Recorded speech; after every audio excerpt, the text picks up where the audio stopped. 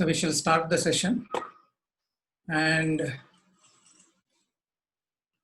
this is the 6th session on Christian paradigm.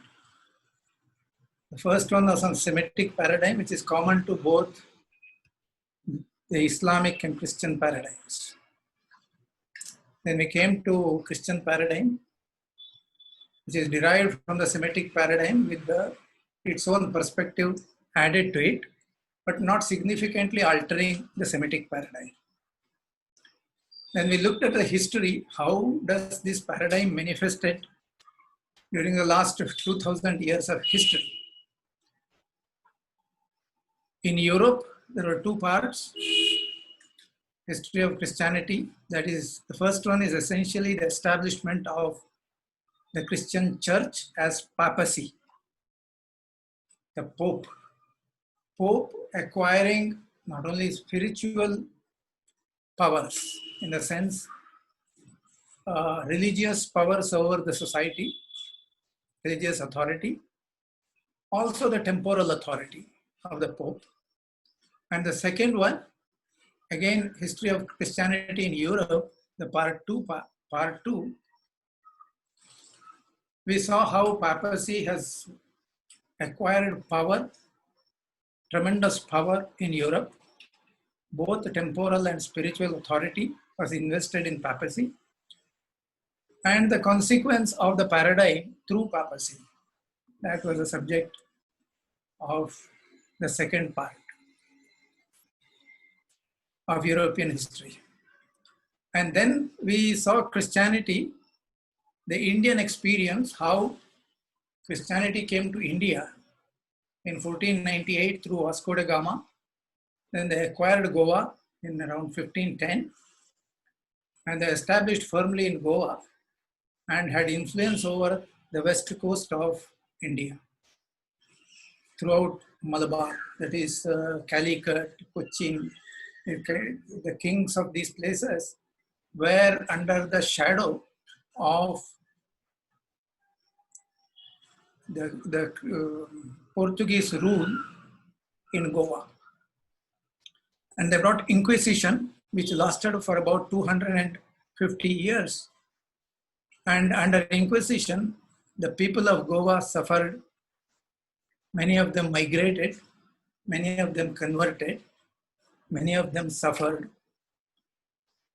And finally, the Inquisition was closed around 1812. Started in 1560 and ended in 1812. In this session, we will look at another side of Christianity. Christianity eventually changed its approach. In Europe, as well as in the rest of the world, it changed its approach starting around 17th century. So we shall look at those things in detail.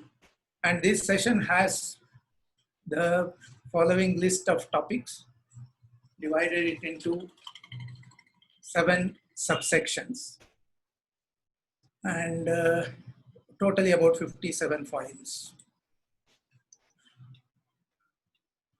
The first one is the propagation of faith. Propaganda de fide. This is the word propaganda means propagation. De fide means of faith. The word originated there in Latin, but it came to be accepted in English later on. So why propaganda? See, the papal bull issued by Pope Alexander VI in the year 1493, the end of 15th century. He divided the entire earth, drawing a line from across the map, and said, to the east of this is for the Portuguese, to the west is for the Spaniards. So accordingly, Africa and India fell to the lot of Portuguese, and then finally Portuguese came to Goa. That was in 1493. 15th century, end of that. But eventually, both the Spaniards and Portugal people established their colonies. The Portuguese established in Goa, and the Spaniards established in South America. They were under the papacy for namesake, but eventually they became a little freer, and they would not report to the Pope. They would do whatever they liked and would not accept, or perhaps not willing to accept, the authority of papacy in the which the Pope expected them to do. So the Pope started regretting, why did I sanction these regions to these people? And the wording of the order is that, the papal bull is that he granted them in perpetuity until eternity. But this eternity is not working for him. So the Pope started rethinking on these terms. And finally, around 1622, that's about 125 years after the papal bull, the Pope Gregory XV established a sacred congregation. He called it the Sacred Congregation for the Propagation of Faith. And this congregation is nothing but a mission, an organization to look after the missionary work across the world. There were various sections of the missionaries who had a slightly different perspective of the religion, but Pope tried to combine all of them under this sacred congregation, so that the whole missionary work can be coordinated across the world. So it was to give the supervision over the missionary network. The ugly competition, which had characterized the religious orders earlier, gave way to coordination. The Pope could now sit back and survey his missions marching in many heathen lands. He could calculate more meticulously what can he offer and what services he can get in return from these kingdoms, from this missionary work. In fact, the missionary work in South America was fairly successful in their own, according to their own terms. You may remember that I had drawn your attention to this.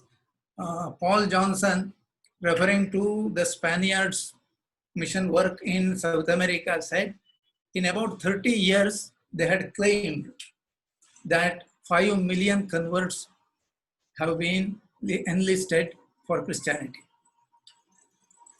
The number is a little doubtful, but the number claimed is very large. But in India, they did not face that kind of a success. In fact, there was a priest by name D. Nobili, who came to India around 1620 or so. He made very, very strong efforts. He would put on the Indian dress, he would put on saffron, he would wear a sacred thread, and then the method of worshipping and other things he would change from the normal Christian method to the Indian method. He would do arti and that kind of a thing to gain converts. But he did not succeed. In about the first over 30 years of his presence, he got 26 converts. In fact, 26 Brahmin converts.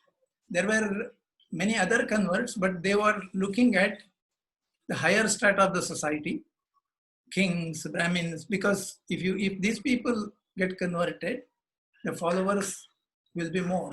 This is their experience in Europe. If the king gets converted, the whole population gets converted. So D. Nobili's effort to targeting Brahmins, he get only 26 Brahmin converts in about 30 years. And in 1643, the Jesuit priests calculated that they could not get more than 600 high caste Indians could be baptized in 37 years. So the success level was very low. So they were aiming at improving this harvest by other means. The Catholic mission, along with the Protestant counterparts, faced a serious problem in India. Christianity had failed to register as a religion with the masses. They continued to look at the imported creed as an imposition with the help of the British and the Portuguese. The missionaries were no more than the accomplices of the British imperialism or Portuguese imperialism. It was in this atmosphere of rejection as a religion that Christianity made a bid for being recognized as an ideology of compassion. So they changed the tack. Both the Catholic and Protestant missions started setting up schools, colleges, hospitals, dispensaries, homes for aged and the handicapped, and social welfare agencies of all kinds of things, all sorts. It was a conscious decision on the part of papacy to shift this focus from forced conversion to social work and attracting people through social work. Whenever you say social work, there are two major categories in this. One is the medical service, another is the educational service.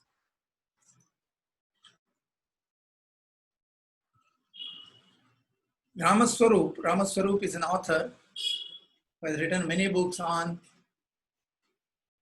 Hindu Dharma as well as these Semitic religions. Very insightful books.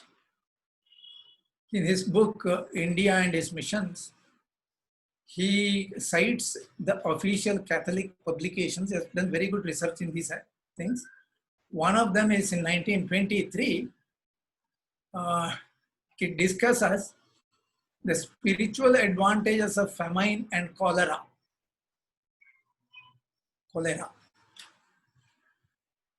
Under which it says, the article says, the famine has wrought miracles.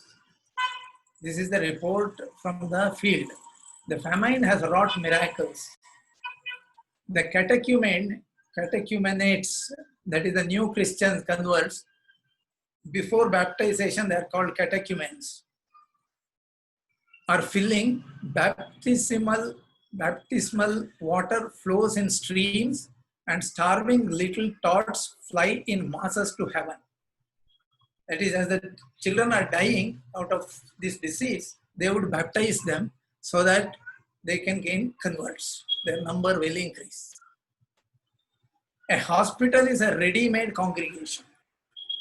The publication says, there is no need to go into the highways and hedges and compel them to come in. They send each other because of medical service. These highways and hedges occurs in the Bible, the gospel. He says, this is Jesus telling his disciples, go into the highways and hedges and compel them to come in, that my house may be filled. So the publication gloats over this, that these famines are a blessing for us because we can gain converts.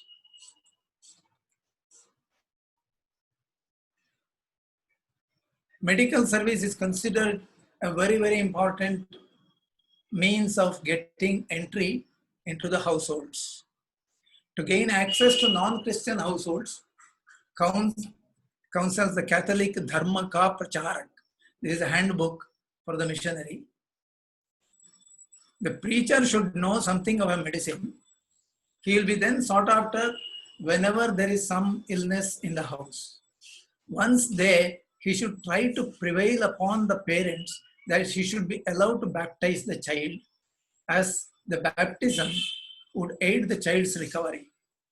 If they do not agree, then you should say, if it is clear to you that the father is not going to agree to the child being baptized, and so far as you can see, the child is close to death, then on the pretext of administering some medicine, sprinkle water on his head in some secret way and pronounce the words of baptism. O preacher, should the child die, you would have opened the gates of heaven for this child. Is this not a good deed?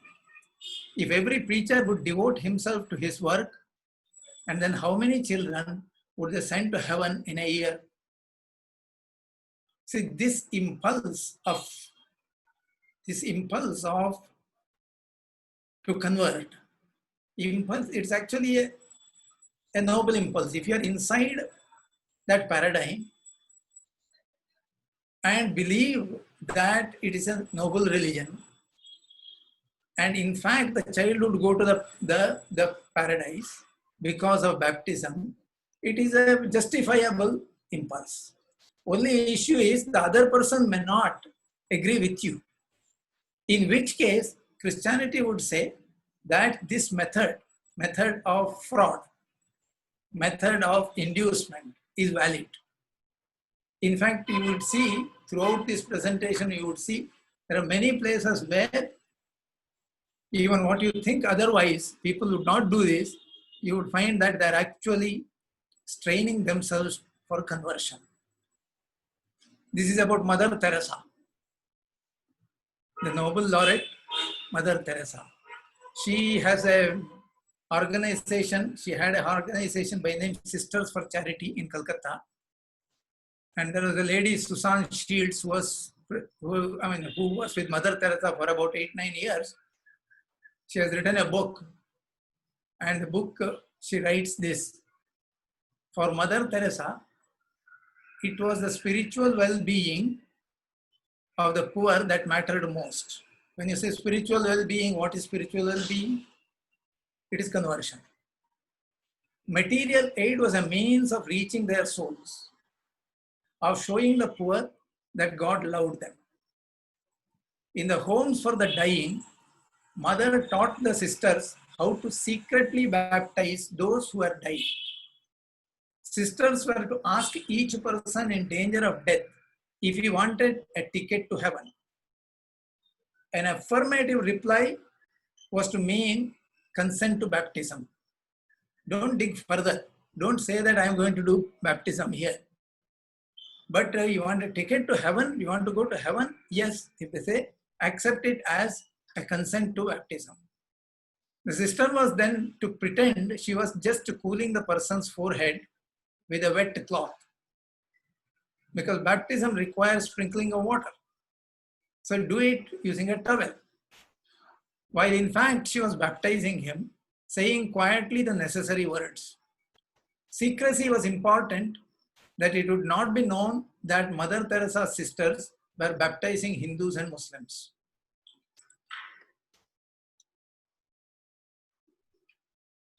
This is Swami Vivekananda about the methods of the missionaries who were out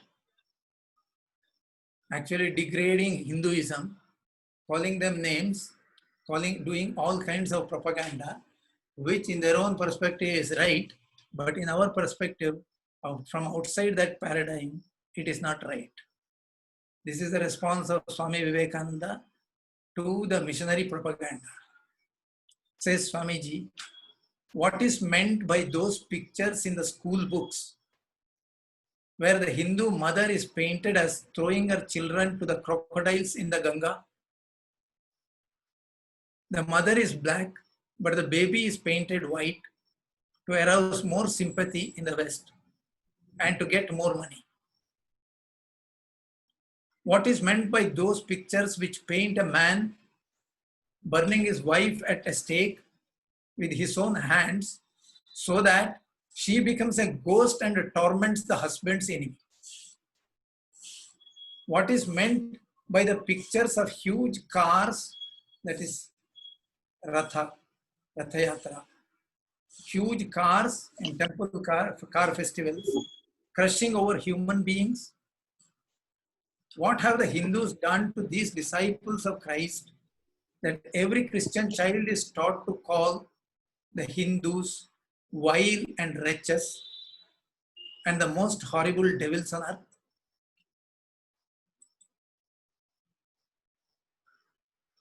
And whenever your ministers criticize us, let them remember this. If all India stands up and takes all the mud that is at the bottom of the Indian Ocean and throws it up against the Western countries, it will not be doing an infinitesimal part of that which you are doing to us. And what for? Did we ever send one missionary to convert anybody in the world? This is the response of Swamiji for the relentless propaganda against Hinduism, which has started around 1800, I would say, and continued throughout that century. Look at what Mahatma Gandhi's assessment of this propaganda.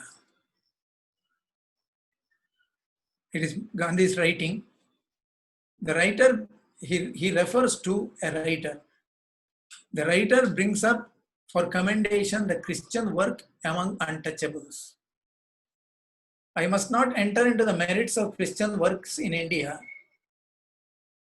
The indirect influence of Christianity has been to quicken Hinduism into life as a reaction. There are so many ills in our society. The Christian missionaries were exploiting it to achieve conversion, and because of which there is a Hindu awakening and activity. So he says, indirect influence of Christianity has been to quicken Hinduism into life. The cultured Hindu society has admitted its grievous sin against the untouchables. One of them is certainly the untouchability issue. Nobody can defend untouchability, and Hinduism they had this for centuries, and missionaries are active in those domains. So Gandhiji says that the cultured Hindu society admits that it was a sin. But the effect of Christianity upon India in general must be judged by the life lived in our midst by the average Christian and its effect upon us.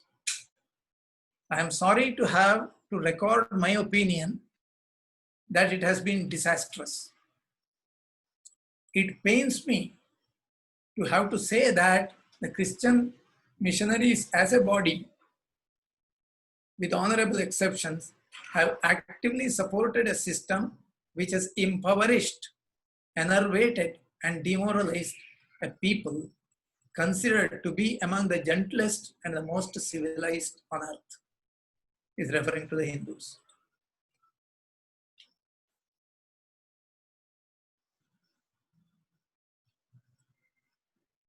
However, this is an observation made by a congregation which is called the consultation.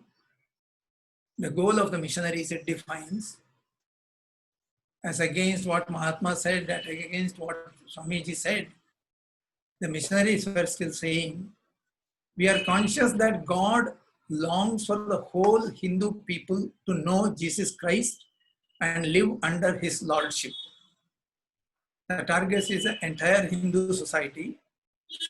As a first and most important step, we call upon the church worldwide and especially the church in India to mobilize intensive believing prayer for the reaching of the 565.5 million Hindus.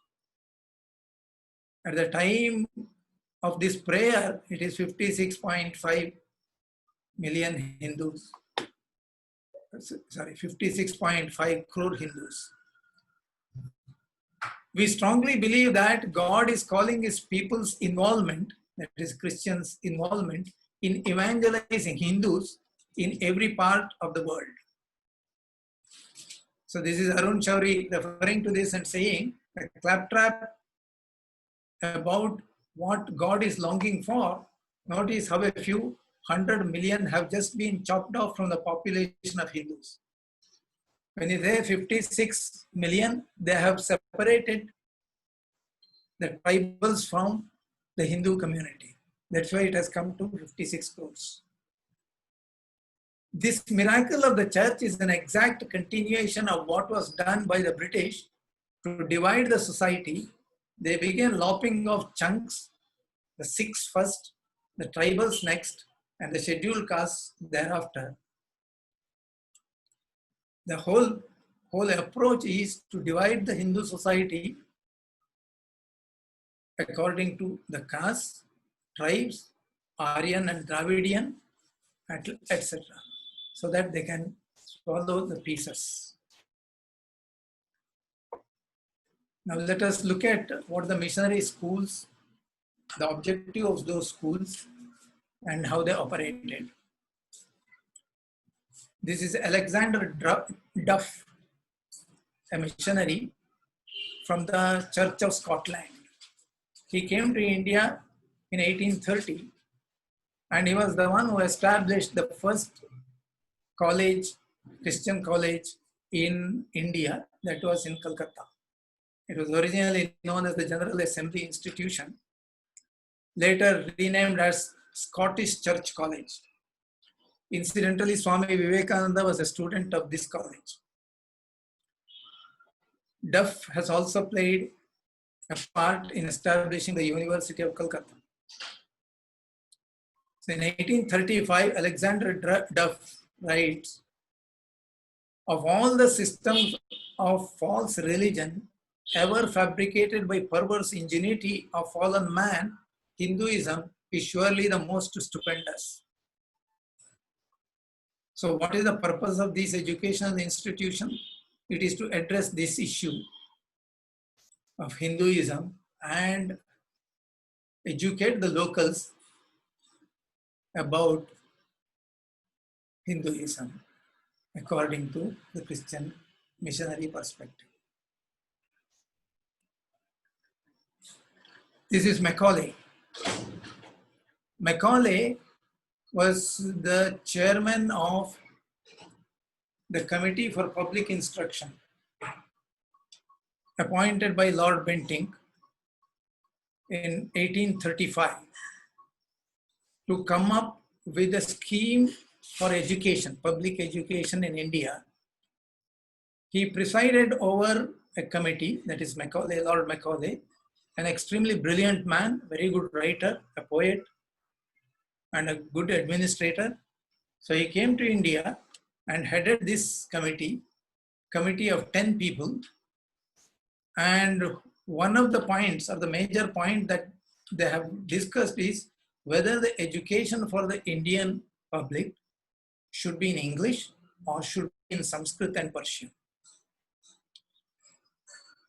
The committee was divided equally, 5 plus 5, and therefore Macaulay's opinion mattered in toto. In fact, whatever Macaulay says would happen. So Macaulay, the chairman of the committee, opined and insisted that the education should be in English.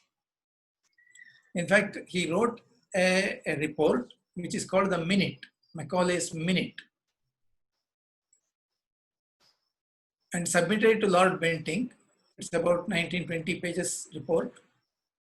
It can be downloaded from the Columbia University Digital Library, in which he detailed his arguments why it should be in English and what is the focus of this education,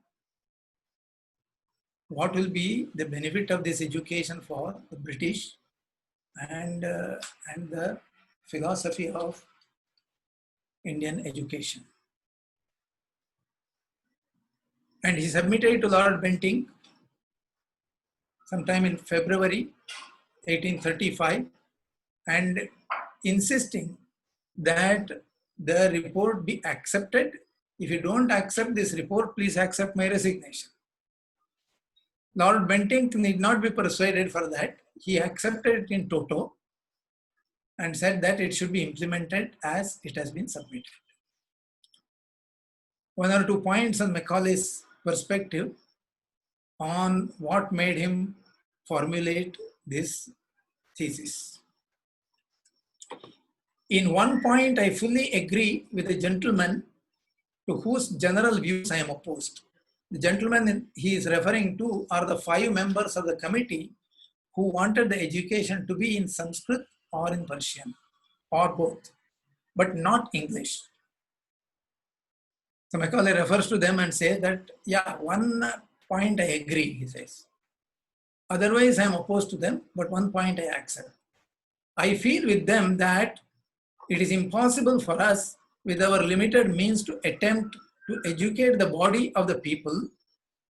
We must at present do our best to form a class who may be interpreters between us and the millions whom we govern.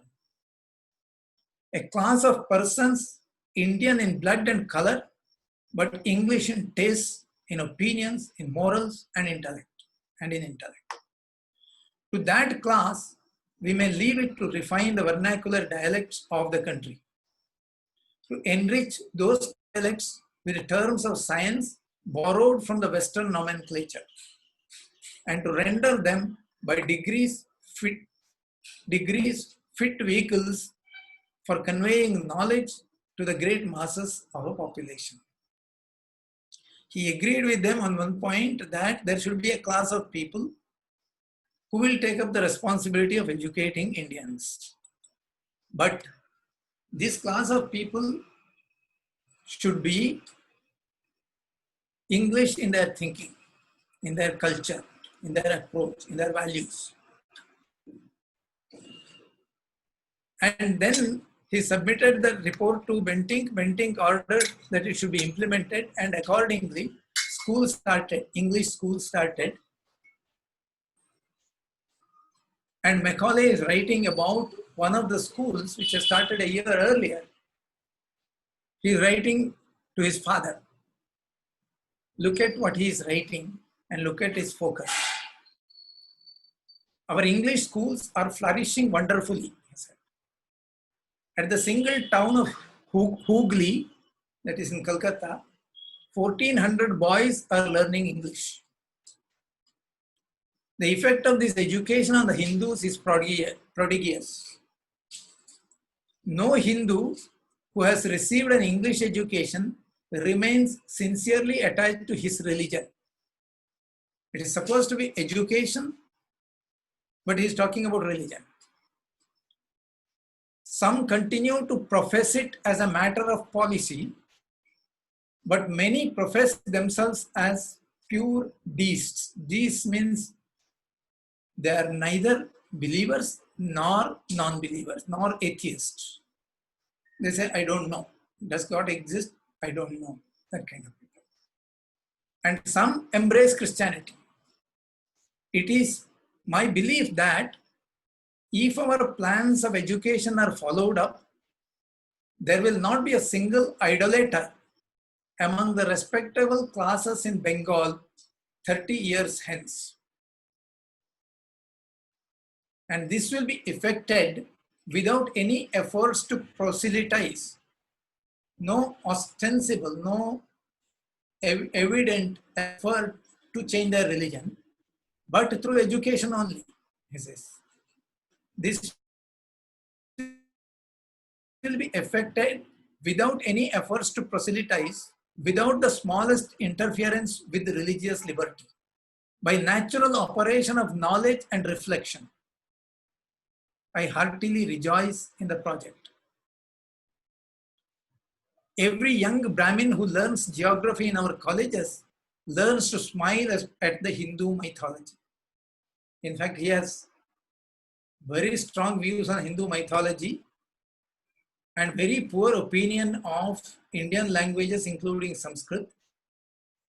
But his idea is that through education, through science, Western education contains a component of science, they should demolish the Hindu mythology, Hindu culture, Hindu customs. By a natural operation of learning, it will loosen the loyalty of Hindus to their culture, and thereby we are able to convert them.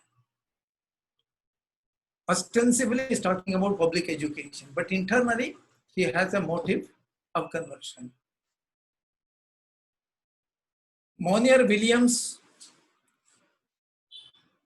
is a Sanskrit scholar in Oxford. He held what is known as the Bowden Professorship Chair of Bowden Professor Bowden, Colonel Bowden had established a chair in Oxford University for Sanskrit. And Monier Williams was the second occupant of that chair. Monier Williams is known for his efforts in writing a Sanskrit English dictionary. He was okay. Here to the missionary address in Oxford. He was opposed to the Macaulay Trevelyan Bentinck policies, which showed away Indian languages and the old subsisting culture. He wanted these to be studied, improved, and built upon. He said, we have not to exterminate their religions. We have only to lay axe to every root and fiber of error and to engraft essential doctrines of Christianity on pre-existing germs of truth. But how is this previous process of elevating and Christianizing the men to be effected? He says, we must begin with the schools. We shall collect their best moral, social, and religious precepts, teach them in conjunction with scientific truth, and prepare our Indian school boys for a voluntary acceptance of Christian truth. That is the purpose of the schools. Sometime in 1853, there was a parliamentary committee from Britain which came to India to examine the schools run by the British government and the missionaries. They examined the missionaries, how are these schools are running and what are their motives and how they are performing, etc. So the select parliamentary committee took statements from people like Reverend Rice and many other missionaries who are running the schools. So in August 1853, Reverend Rice presented himself before the committee and made these statements. He said, he was asked, the committee was asking Professor Rice, Reverend Rice, it is understood that your institutions are distinctly intended to produce the conversion of children, the committee asked. Decidedly, he says. Just as much as your preaching is, asked the committee. Quite so, said. This was in 1853. Now compare this what the Christian missionaries are doing in 1952, 100 years later. What is the advantage of the school to the church? The church publication, Ghar Bandhu, asked in an article. The title of the article is School Ke Fayde. Publication is Ghar Bandhu. He said, what is the advantage of the school for the church? The answer, and it only answers, schools are the means for the expansion of the kingdom of the church. This is in 1952. That means the purpose has remained the same before the freedom and after the freedom. Now look at white man's burden. This is the third angle.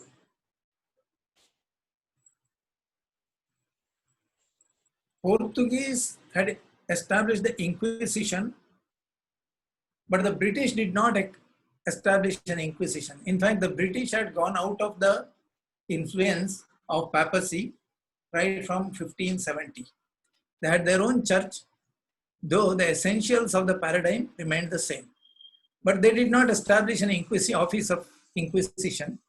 In fact, they advised the Portuguese not to do it and wind it up. And in the final winding up of the Inquisition, there was some component of British influence also in that. The British did not permit officially, in fact, the missionaries were operating in India, where whatever we call as the British India.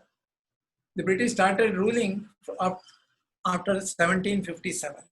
After the Plassey battle, they established their kingdom here. And in those areas, missionaries were active. But they did not officially support that activity, though unofficially they did.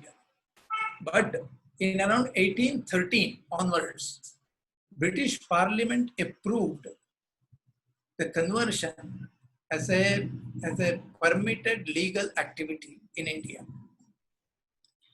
This approval was at the behest of William Wilberforce, a member of the Parliament and a very powerful person, who in 1813 argued in the British Parliament that the Parliament should permit this.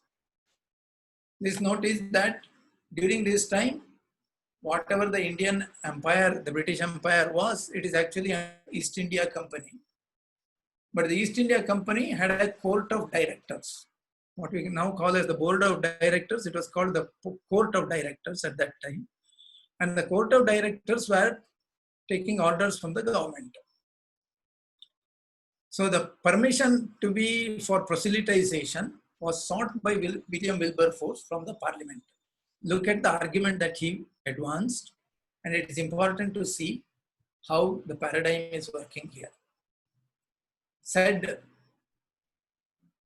Wilberforce, it has been truly remarked, he said, particularly by the historian of America, that the moral character of a people may commonly be known from the nature and attributes of the objects of its worship. This is true, because what object you worship, what characteristic your gods have, you will imbibe the same characteristics.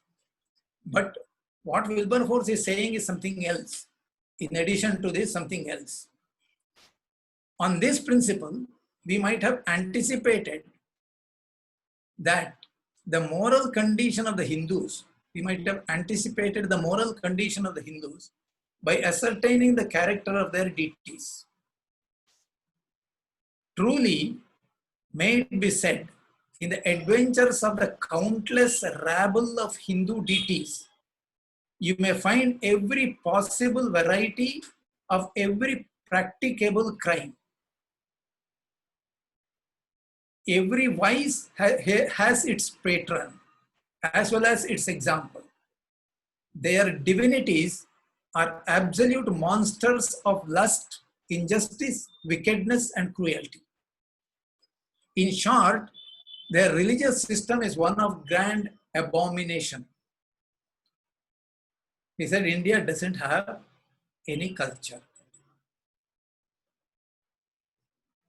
Indeed, to all who have made it their business to study the nature of idolatrous worship in general, I scarcely need to remark that in its superstitious rites, there has commonly been found to be a natural alliance between obscenity and cruelty. And of the Hindu superstitions, it may be truly affirmed that they are less bloody than lascivious. Lascivious means sexual. As evidence, he cited what he said has been calculated by William Carey. He said that they are sexually promiscuous, they're loose morals, all these things he said. But more than that, he said that they are also bloody. Okay, there is a bloodshed involved in the religion, he says. As evidence, he cited what he said has been calculated by one Reverend William Carey, one of the most ardent and enthusiastic missionaries who had worked in India. Carey is a missionary. Wilberforce says, Dr. Carey has calculated that taking in all the various modes and forms of destruction connected with the worship at the temple of Jagannath in Orissa, the lives of 100,000 human beings are annually expended in the service of that single idol.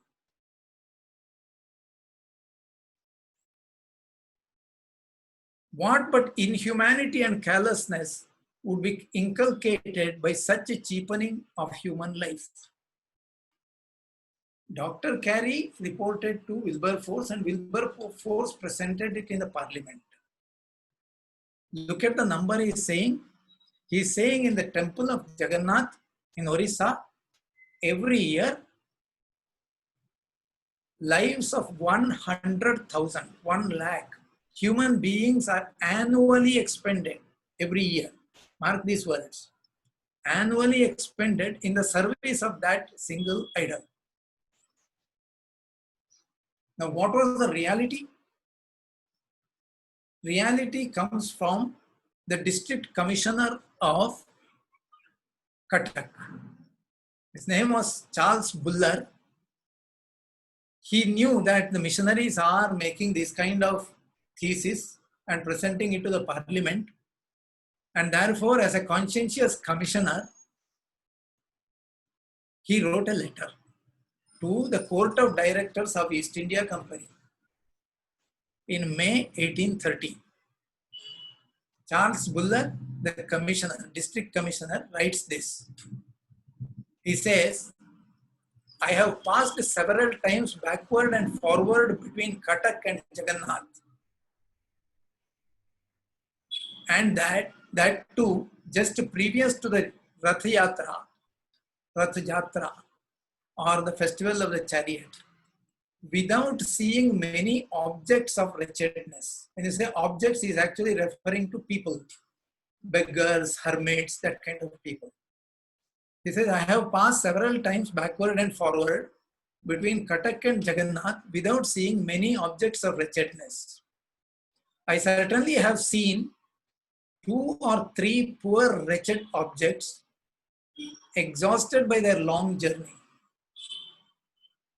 and almost starving. But this is no very great surprise when it is recollected that the pilgrims, numbering at over 100,000 at the time of the Jatra alone, come from all parts of Hindustan, from upward of 1600 miles distance, and a large proportion of these consist of the old and infirm, who come with the express purpose of laying their bones within the precincts of that city. This pratha, this parampara is there, has been there in India. People want to go to Kashi, people want to go to Jagannath, or people want to go to Kedarnath once in a lifetime.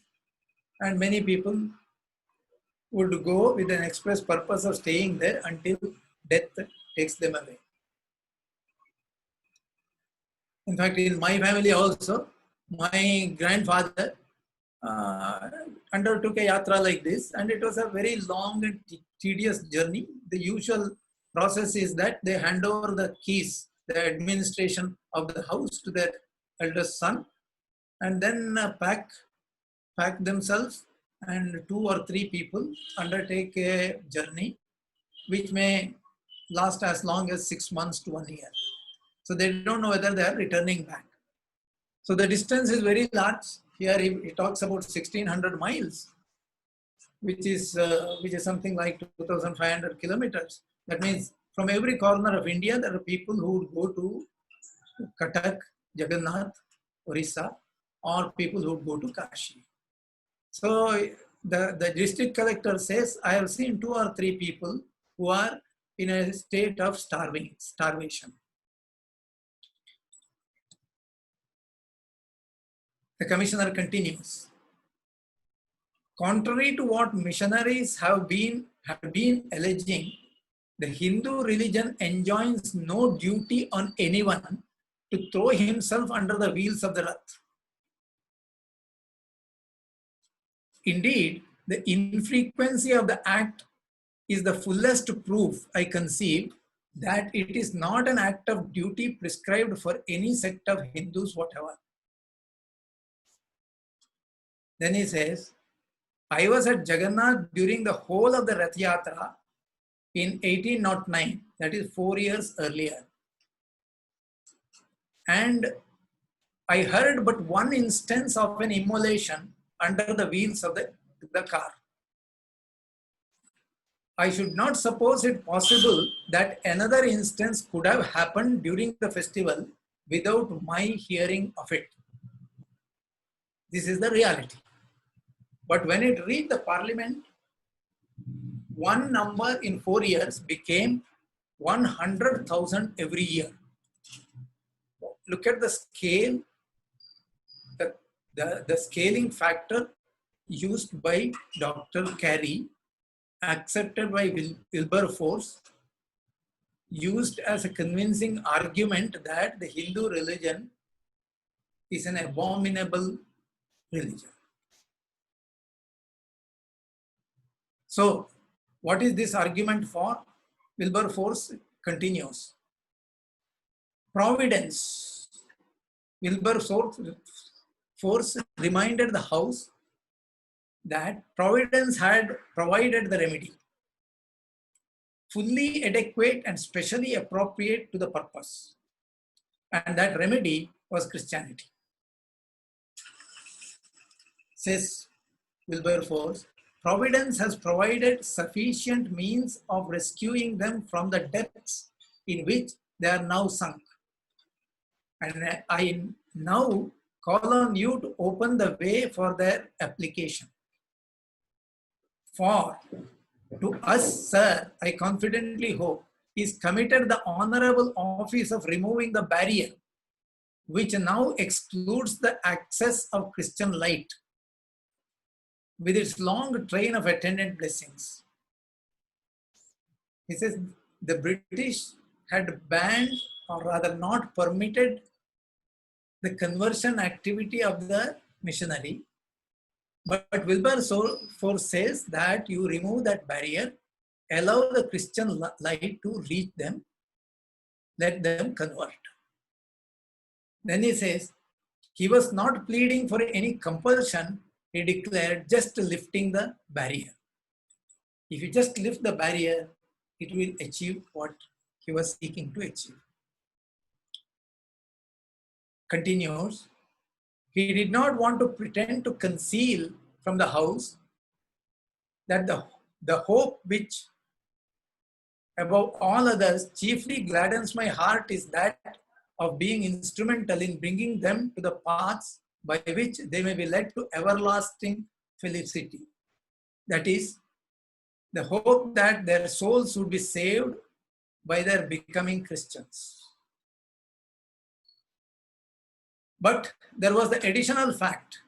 The spread of Christianity would, in addition, confer several temporal benefits on the groaning natives. Only Christianity would confer it.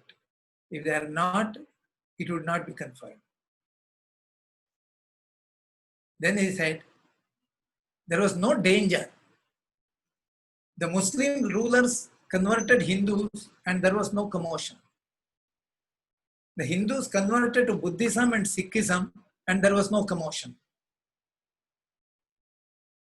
And you should also add, the Goa Inquisition lasted 252 years and there was no commotion. The true conclusion, sir, is that the natives were so tolerant and patient in what concerns their religion that even the grossest imprudence could not rouse them to anger. What an observation. And he continued and said, not only there was no danger, there was a decided, the surest political advantage. We'll presently see what is this political advantage in practical terms. And I rejoice, sir, in being able to assure you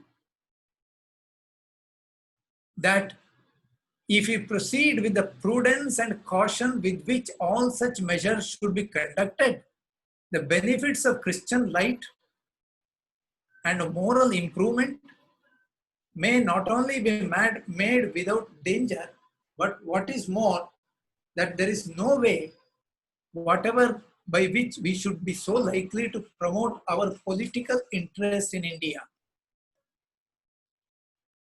Because there is no other way by which we should so greatly strengthen the foundations of our government in that country.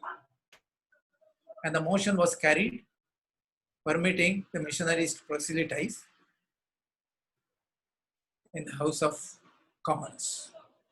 So 1813, this barrier was lifted by the British, and the consequence of that is reported some 70 years later in very glowing terms by Sir Richard Temple. Sir Richard Temple was an administrator of the British India, British government, and very high-level administrator. He was the governor of 3 distinct provinces. There was the Central Province, Bengal Province, and Bombay Province. He was the governor of all these 3 in succession. And he was a very high official in the sense he was in the Viceroy's Council. He was the finance member of the Viceroy's Council. He was also the Foreign Secretary, etc. So you don't need a higher authority talking about this. This Richard Temple addressed the Baptist Missionary Society in London in 1883. See what he has addressed, what he says. He is actually advising the missionaries to do their work properly. Look at what he's saying. And I ask you, my brother Christians, whether of all the commands he issued to us, that is Jesus issued to us, is there any command more explicit than this, that we preach the gospel to all the world? This is precisely the paradigm I am talking about. He says, is there any command which is more explicit than this, that we preach the gospel to all the world? If you believe in the Bible, then I ask you whether you are not bound collectively and individually to do your utmost to spread over the world into its very utmost regions and among its most degraded tribes and classes, that light which emanated from Palestine.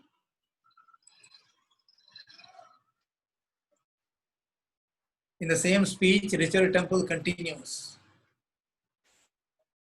The religions in India are each of them waning and declining towards their ultimate fall. Buddhism is effete. Hinduism is gradually breaking up like the clouds before the advancing sun.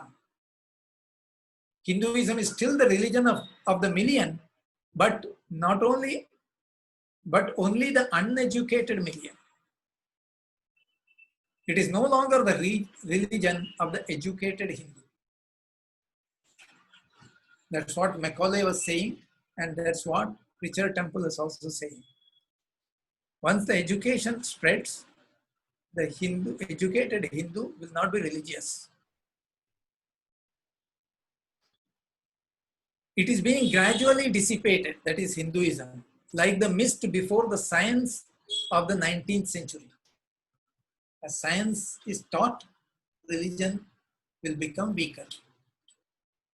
That science, which is being freely distributed through the agency of the government. But what is most important to you, friends of the missions, is this, that there is a large population of aborigines, whom we call as Vanavasis, or the tribals, a people who are outside caste, who are not under the influence of bigoted and hereditary superstition.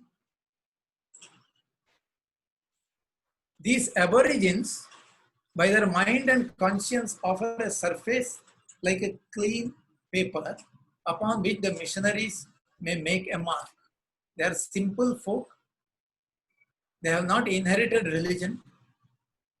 Their mind is clean. It's called tabula rasa in psychology. Mind is clean. So you can write what you want in that. So it is easy. So you need to spread the light which has emanated from Palestine to all the people, yes, but you can start doing it with the aborigines. It is easier to spread there. Make his, see the political advantage which Wilberforce talked about. Richard Temple also says, look at what he says. The character of the native Christians is also satisfactory. You don't get a better certificate than this. The character of the native Christians is also satisfactory and worthy of the care that has been bestowed on them by the government. For I say, and there are hundreds of magistrates and of merchants and other independent witnesses who will bear me out in my assertion that the native Christians are thoroughly well behaved.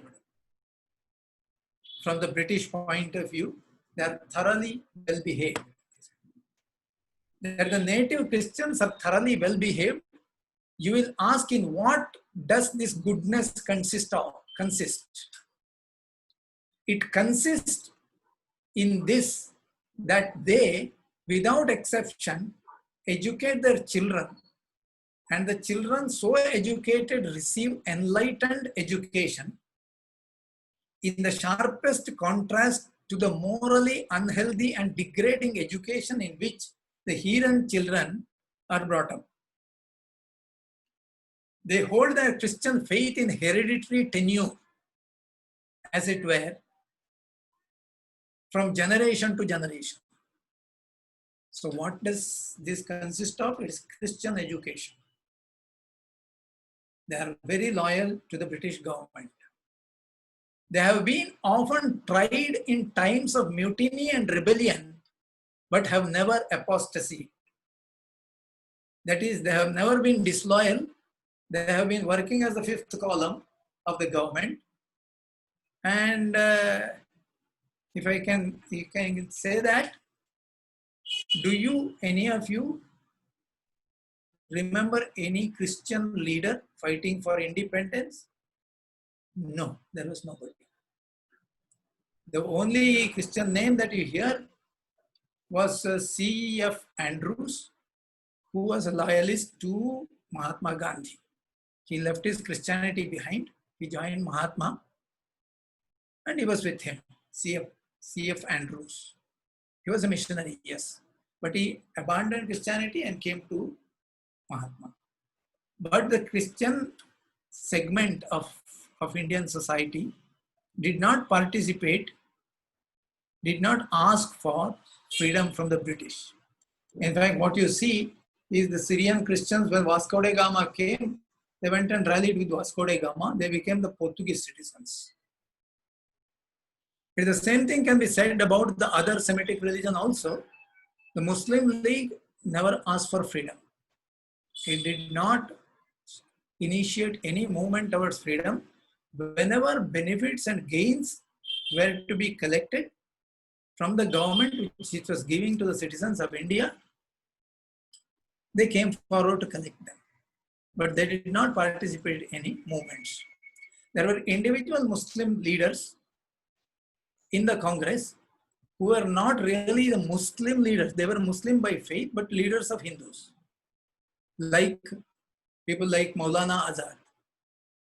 Maulana Azad was in the forefront of freedom movement, but his own agenda came to a light when, as a Congress president, he was a Congress president for 7 years. As a Congress president, he approached the Cabinet Mission Committee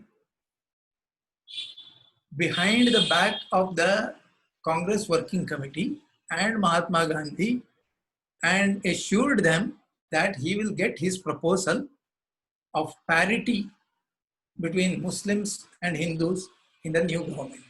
By parity, it means 50% of the rulers will be, that is, cabinet will be Muslim and with a veto power. This, he said, I can get it passed in the working committee. What do you think of that? He proposed it to the cabinet committee. When the Congress committee came to know of that, he lost some of his sheen. And that is why he was not allowed to continue as the Congress president. Otherwise, he wanted to continue for the next 1 year because the Congress president would become the prime minister of the country. Yeah. But among Christians, you do not see even that, because the paradigm made them loyal to the British government. Now look at the list of scholars who were working for the same purpose. I mentioned about Monier Williams. Monier Williams was a British professor of Sanskrit. He sat in the chair of Bowden Professorship for about 39 years in Oxford University.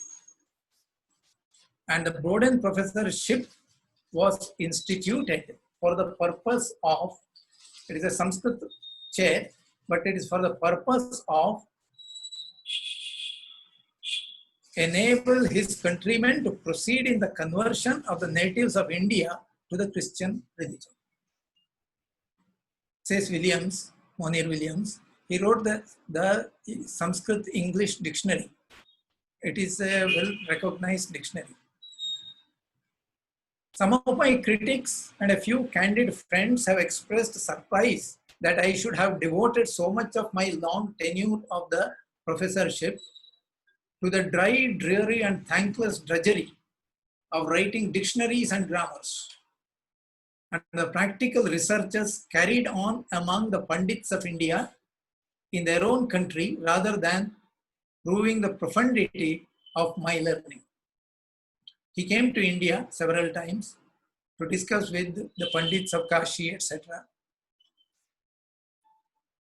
In explanation, I must draw attention to the fact that Colonel Bowden stated most explicitly in his will, who instituted this fund, the chair for Sanskrit, that the special object of his munificent bequest was to promote the translation of Christian scriptures into Sanskrit so as to enable his countrymen to proceed in the conversion of the natives of India to the Christian religion. There was one Reverend Kittel who wrote a Kannada English dictionary. It is also considered to be a good reference book, but the purpose was this only. Monier Williams addressed the Missionary Congress at Oxford in 1877. He said, addressing them, he said, in point of fact, false ideas on the most ordinary scientific subjects are so mixed up with the doctrines that the commonest education, simplest lessons in geography without the aid of Christianity must inevitably, in the end, sap its foundations. Its foundations means foundations of Hinduism. The doctrines of that the commonest education, simplest lessons in geography should sap its foundation. The purpose of education is to ultimately destroy Hinduism. And when the walls of the mighty fortress of Brahminism, see, this word Brahminism is coined by the Christian missionaries. Instead of calling Hinduism, they call it Brahminism, starting with Francis Xavier.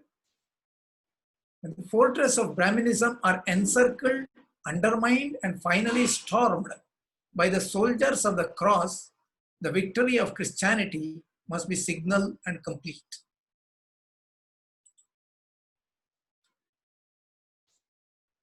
Then he says, for what purpose then this enormous territory being committed to England? Not to be the corpus vile of political, social, or military experiments. He says the purpose is religious, not political, not military.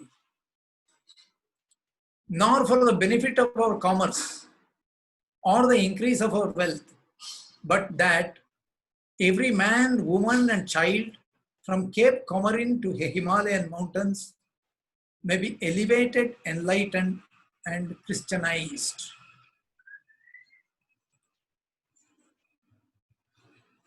But then he sees obstacles for this, and look at what is the obstacle he is seeing. He's saying the idea of the supreme being in Hinduism, that Godhead, which manifests as the world, as creation, everything in creation, that is the chief obstacle, he says. In a point of fact, I would agree with this, but with a caveat that it is not merely the idea, but it is the whole philosophy. But he has seen the obstacle fairly correctly identified, and he says the chief obstacles to the spread of Christianity in India is that these people are proud of their tradition and religion. They hold that everything of theirs, their language, script, grammar, scripture, legal code, order of caste, down to their marriages, has been given to them by the deity. More troublesome is the fact that the very point on which we think the Hindus most mistaken is the very point in which they pride themselves most of all. Namely, their false ideas of the supreme being. In Gita it says, Pitahamasya jagato mata dhata pitamaha vedyam pavitram onkara ruksama yajurevacha. Everything in this creation is myself. That's what the Lord says in the Gita. Monier Williams says it is this approach, this philosophy. He doesn't say so much about philosophy, but says the concept of God is the chief obstacle for the spread of Christianity in India.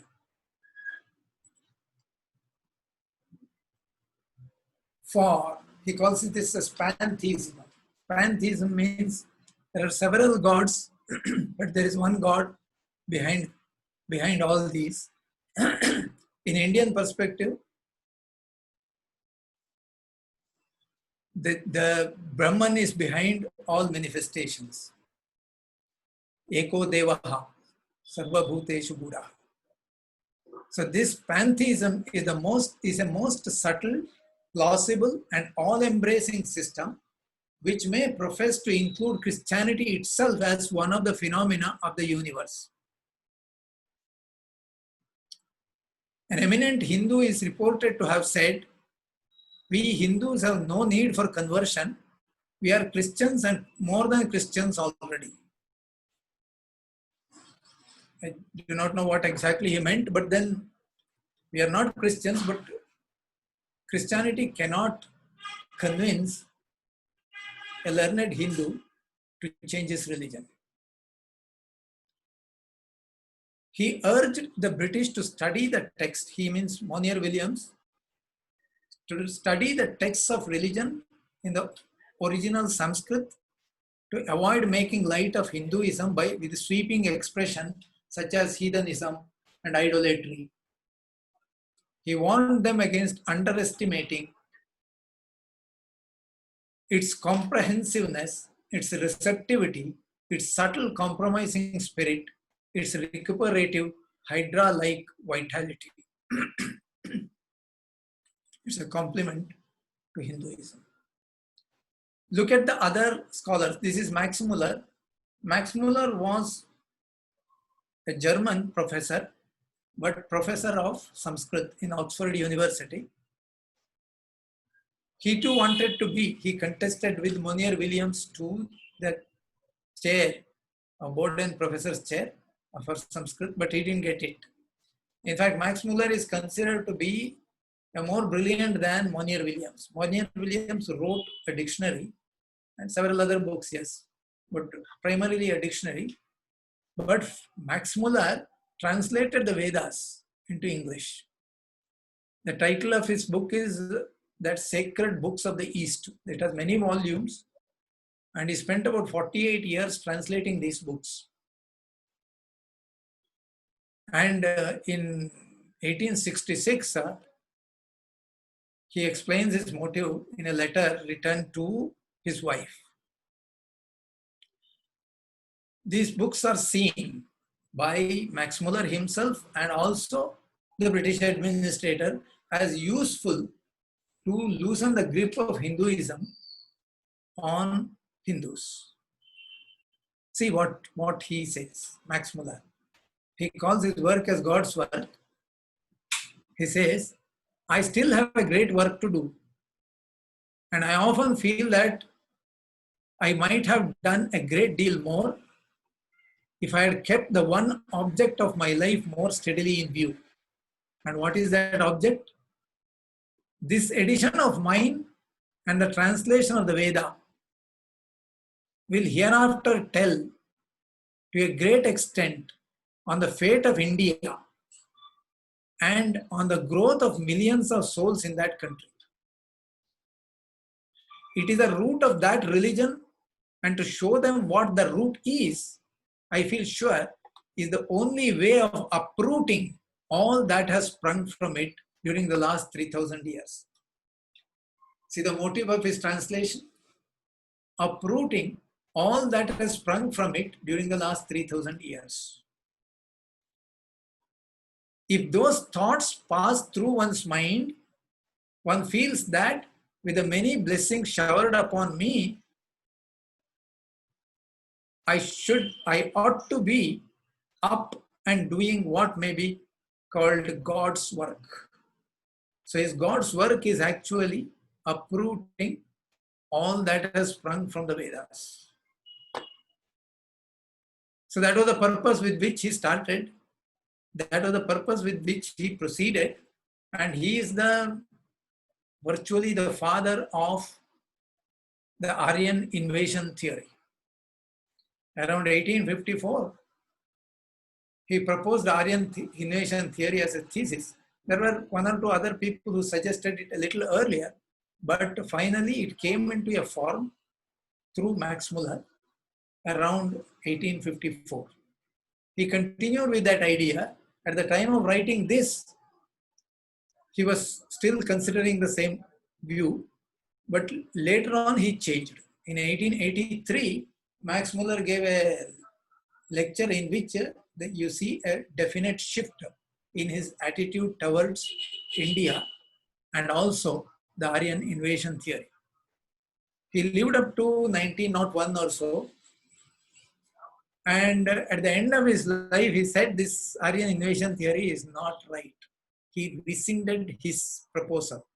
But by then, the British administration has seized it, and it became part of the curriculum. And it continues to be part of the curriculum in India even today.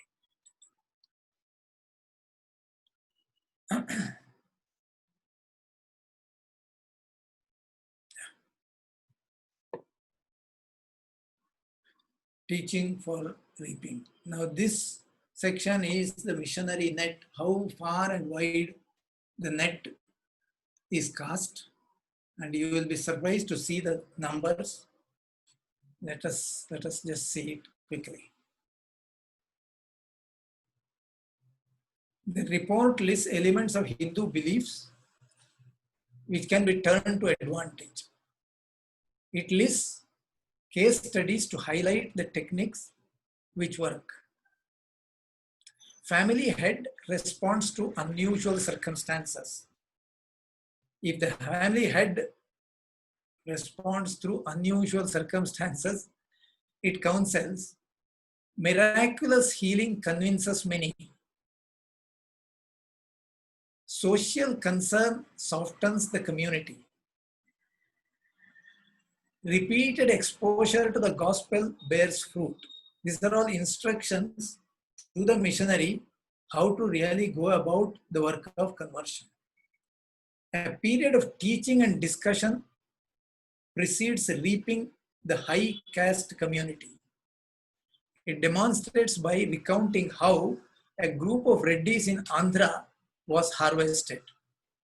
Initial contact through students, it counsels, and goes on. There is a strategy behind the social concern which is shown by the missionaries.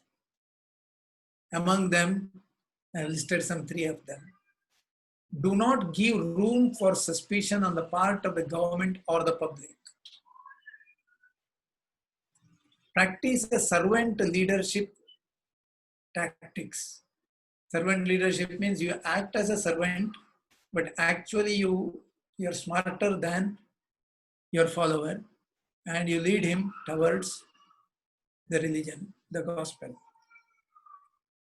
Whenever possible, relate social service to evangelism. Slowly introduce the religion in place of social service or in connection with social service. Christian compassion can be rightly expressed only by Christian believers. They alone can seek to express the concern of Jesus Christ for the salvation of those served.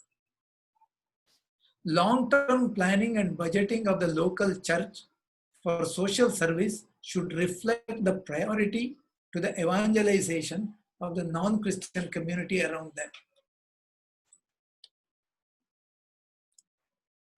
How do you trap the vulnerable? High school and university students offer great opportunities for missionary experts. The missionary experts say, and exhort that the Christian church should take advantage of the opening by effective reach out. Again, their expertise itself in locating vulnerable, susceptible groups. It gives instructions. Students from traditional Hindu home appear open to the gospel due to the breakdown of their religiosity. This is the common feature we experience. At home, we have no religion. We are all, our religious beliefs have broken down. Customs do not have meaning, or we are not able to explain their traditions. So that have break down our religiosity. And the children, when they are exposed to Christianity, they get convinced more easily because there is a planned approach by the missionaries. While in the secular atmosphere of the college and university, children are more susceptible for this kind of convictions. Students coming from rural background to study in the city are open to Christian influence through friendship. The students of other language areas studying in linguistically strange areas are open for friendship from Christian youth.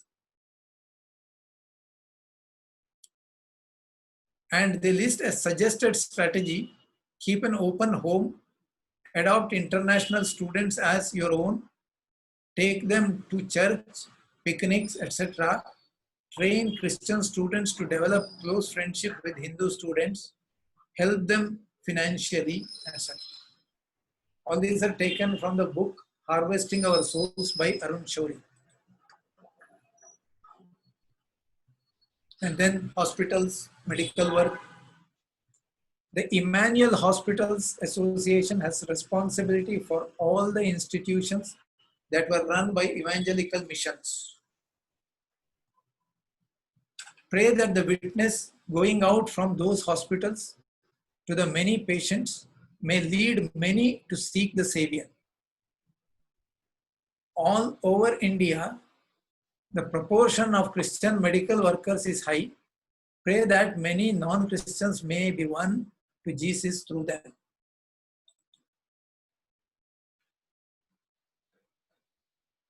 Every nerve, every fiber, every cell is attempting to gain converts. Whether it is scholar, whether it is a missionary, whether it is an administrator, whether it is politician, everybody. An incredibly vast organization has been built up and an incredibly huge resources are expended to saving souls. It costs $145 billion to operate global Christianity, records a book on evangelization published in 89. Notice that this is 31 years ago, $145 billion.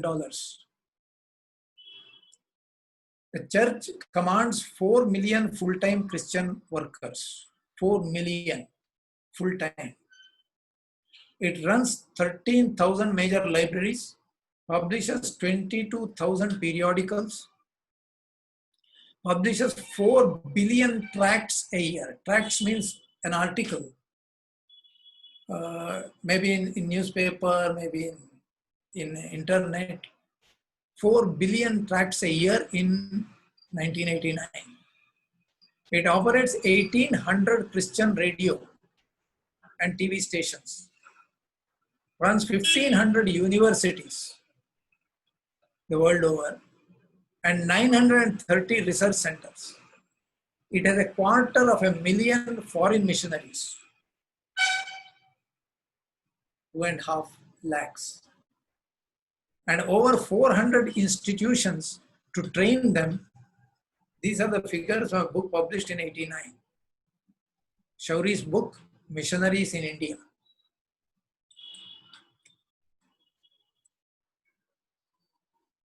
The Catholic Directory of India, 1984, devotes 108 pages to the mission in India at present, 1984.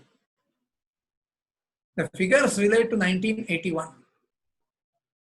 In that year, in India, there were 17,228 mission stations, manned by 4,943 religious priests, 2,801 religious men other than priests, 49,956 religious women, and 26,541 catechists. Another 3,528 were candidates for religious priesthood. 7,058 diocesan priests. 4,943 religious priests. And compared to the population of India in 1981, the number works out 56,000 non-Catholics per priest for the purpose of evangelization.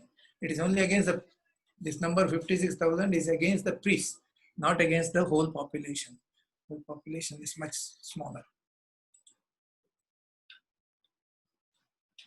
The religious congregations are responsible for running the educational, medical, and social service institutions of the Catholic mission.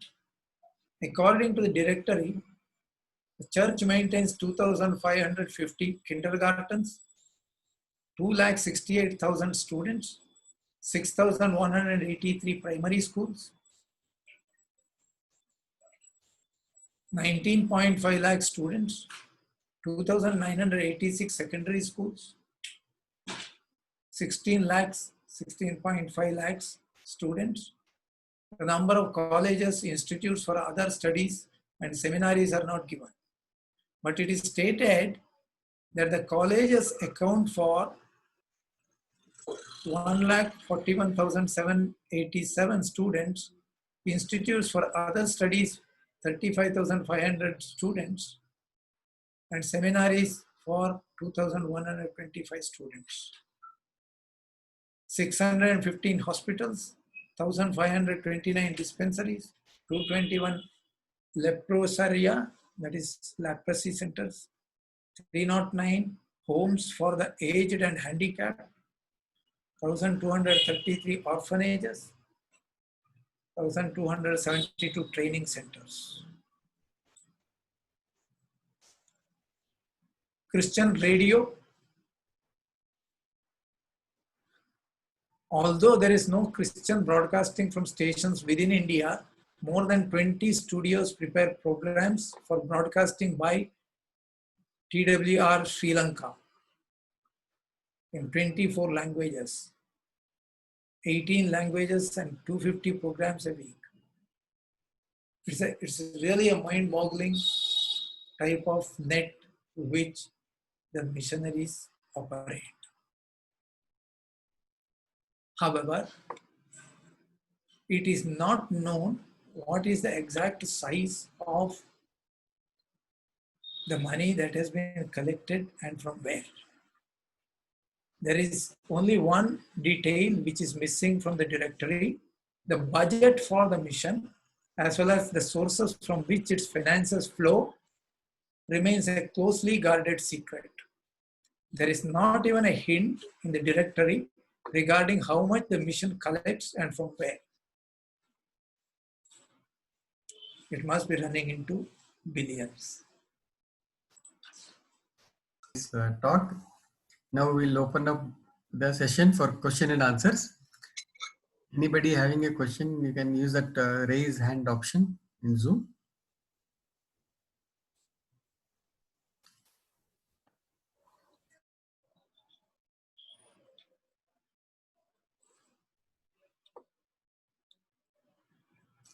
Okay, first question is from Anand Tabak. Yes, Anand, please go ahead.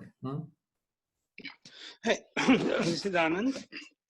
I have a question actually not about India, but I just wanted to check if you know anything about China. Because the reason I'm asking is I had read in Conrad Else, I don't remember where, but he mentions that in China they have strict anti-conversion laws or whatever, and that's what I'm asking if you know what these are. But the missionaries still find ways to go around it. So I think I don't know. Else probably view is more like no matter what laws you do, they will always find ways around it. But I'm just curious. Do you know what are the laws in China, for example? Because it's a communist country, so they probably are very strict about it. Yeah. I'm not aware, Anand. I cannot answer this question. Okay. Can I ask one more question on a different topic? Please go ahead, Anand. Yeah. Okay. So this is actually about the last talk. I was not there. I have a question about these Nazarene Christians. You had mentioned that they switched side to Vasco da Gama, apparently when he came into India. My question is, what can you let us know the references? Because I just want to check these references for like what exactly happened with the Nazarene Christians. Yeah, I'm not aware about that. Yeah. From K.M. Panikar's book. Oh, Panikar, I see. Okay, okay. Panikar, okay. As a historian, he was also a diplomat. I think he was an administrator also. Okay. Historian. So he wrote about Kerala. So it is from his work that I have quoted. I see. By any chance, do you know the page number or section number? So that way, once I get the book, I can just. No, I. Or you can send it later. I mean. Yeah. Yeah. Yeah, that's all. I don't.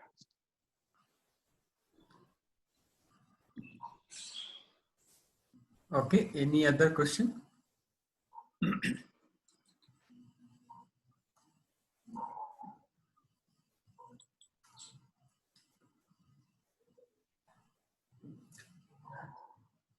Over.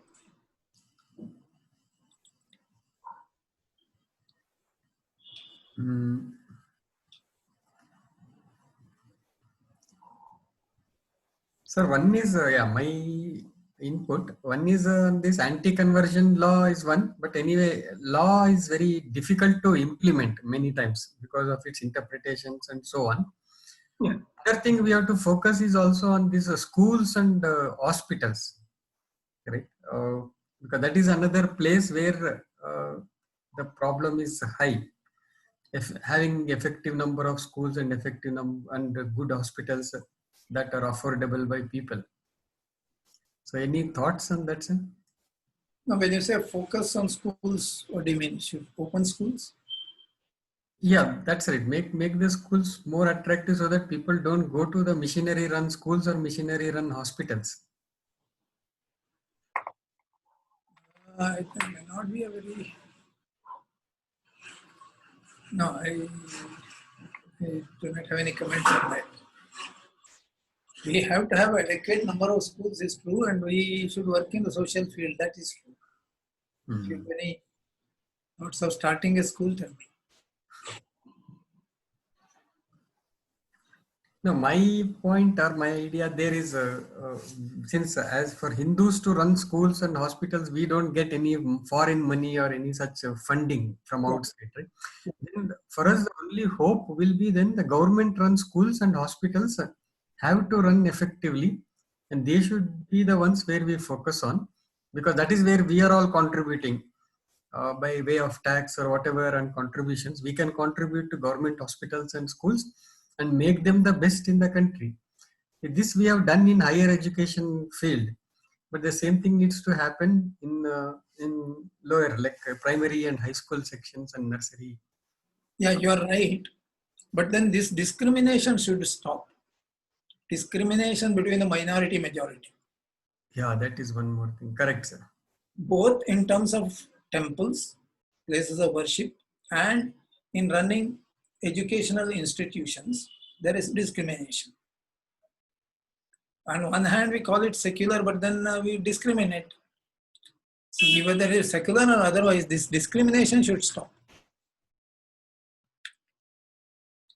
Why if the state is funding or being relaxing, collecting taxes, etc., that kind of relaxation it gives for minority institution, it should also give it to majority institution, right? Agreed. So that discrimination should stop. There is no doubt about that. And then the rest of the things will happen on their own. Yeah, no, that's a good point, sir. In fact, that is another point. From a legislation angle, that is the next step that is required to remove this minority religion tag for any religion in India. Minority majority discrimination should stop, isn't it? Normally it happens the other way around, but in India, it happens that minorities are treated given a preferential treatment than majority. Anand, please go ahead, Anand. Yeah. I just have a couple of comments. I agree with what you said earlier about the schools, and I mean, but actually, I'm going back to the comment by Nehru. You mentioned, Professor Bhatt, in 1953 or 55. You mentioned that he said that Hindus should go and work in these tribal areas and all that. I assume he was not aware of the work being done by organizations of RSS. Obviously, we know Nehru was very anti-RSS, but I'm just wanted to let the group know that I actually had the good fortune of going to something called as Vanvasi Kalyan Ashram. I don't know if people know. It's run by sub organizations of RSS, and they actually go to these tribal areas and they run schools over there. So actually, I went and saw 2 or 3 schools in Maharashtra, and it was really nice. So I think they also run these organizations in Northeast and also in South India. So you might want to just go and check out how they actually work, and that could be a easier way of, rather than starting a school on our own, we can always fund people who are already doing that kind of work, because people like Vanvasi Kalyan Ashram is actually working in these really hinterland areas to get those students into this kind of this one. That's kind of a little bit of this thing against what Christian missionaries do actually in the tribal areas. Yeah. Yeah, in fact, this Vanvasi Kalyan Ashrama started in 1951 or 52. I don't know exactly. Mm-hmm. Yeah, in Madhya Pradesh. Nehru's letter is dated 1952. And even if it had started before Nehru wrote that letter, he was probably not aware of this work because it was started small way. Yeah, you're right. Very small way. Today, Vanvasi Kalyan Ashram is fairly well grounded. It works in almost all the tribal areas of our country. In Jharkhand, in Orissa, in Madhya Pradesh, and Maharashtra. So it works in all these places, in Gujarat. So it has well grounded today, well heeled and well grounded. But at that time it was not. But apart from this, there are people who are working. Though Indian society has so many drawbacks, there are always people who are trying to combat those things. Yeah. So it was not totally absent, but at that time in 1950s, Hindu society just could not match the resources of a global organization like the Vatican. Mm-hmm. It was too huge. I just listed some of them. You saw that. Yeah. It was too huge. The numbers which I listed are belonging to 1984, 1981, 1989, that kind of dates. But it was quite huge.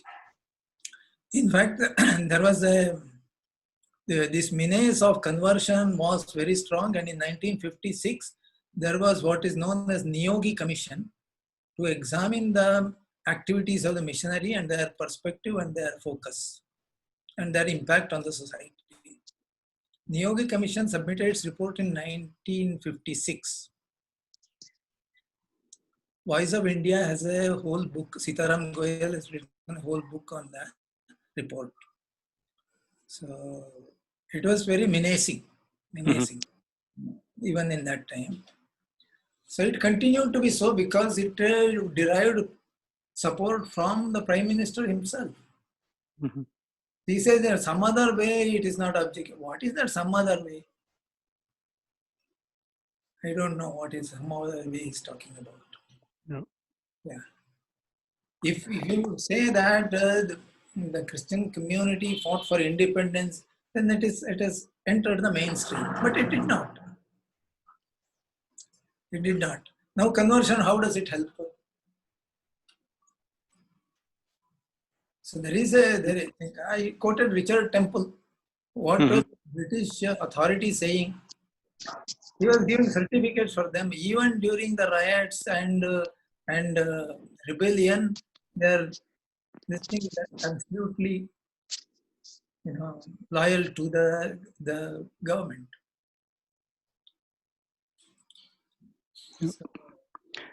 I have another comment actually to the previous speaker. You mentioned that the Hindus may not have that much money, right? But actually, I feel that these days Hindus have enough money actually, like especially you talk about this.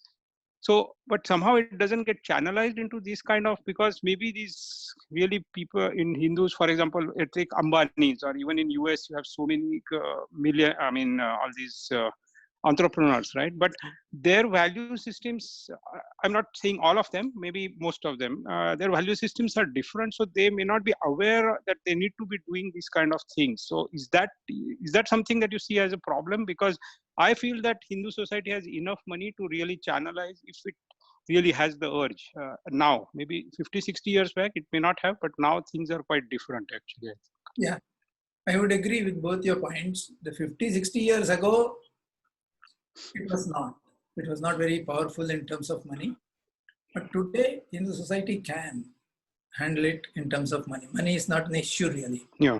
But this attitude of people who do not see any value in Hinduism, that can be a problem. But if that problem is overcome, money is not an issue. Yeah, that's right. But in 50s, yes, there was a crunch of funds also. But these kind of work do not entirely depend on funding. Yes. It requires an attitude, an identity with the society, and connection with those kind of people. So if the educated people should feel connected to that, connected to our tribals, our people. So if that connection was an issue, at some time it was certainly an issue. But today it is much better, both financially and in terms of awareness. When I say much better, I am not saying it is adequate, but the nucleus is there and we can easily expand.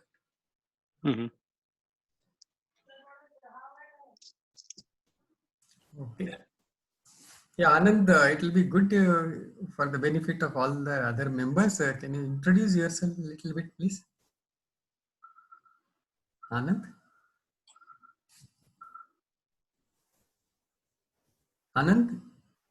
Anand, I think you disconnect. Oh, sorry. Can you hear me? Yes, now we can hear, yes. Okay, sorry. So I'm from, my full name is Anand Dabak. I'm from calling from Dallas. I'm originally from Pune. I actually work with Ravish Magod, who introduced himself last time, and I work at TI. I'm PhD in electrical engineering, and I have a lot of hobby about this other subject. So I read quite a bit and try to travel. Yeah. Okay, thank you, Anand. Thank you. Anand has made considerable studies on Taj Mahal history. Oh yeah, that's right. Yeah. Thanks to your paper, actually, it was very helpful. Yours and Athavale's paper. Yeah. Yeah. Okay. So since there are no other questions, sir, we'll end the session now. Yeah. With the Shanti Mantra. Okay. We'll have Shanti Mantra. Yes, sir. Om Sarve Bhavantu Sukhinan Sarve Santu Nirabhayan Sarve Bhadrani Pashyantu Ma Kaschit Om Shanti Shanti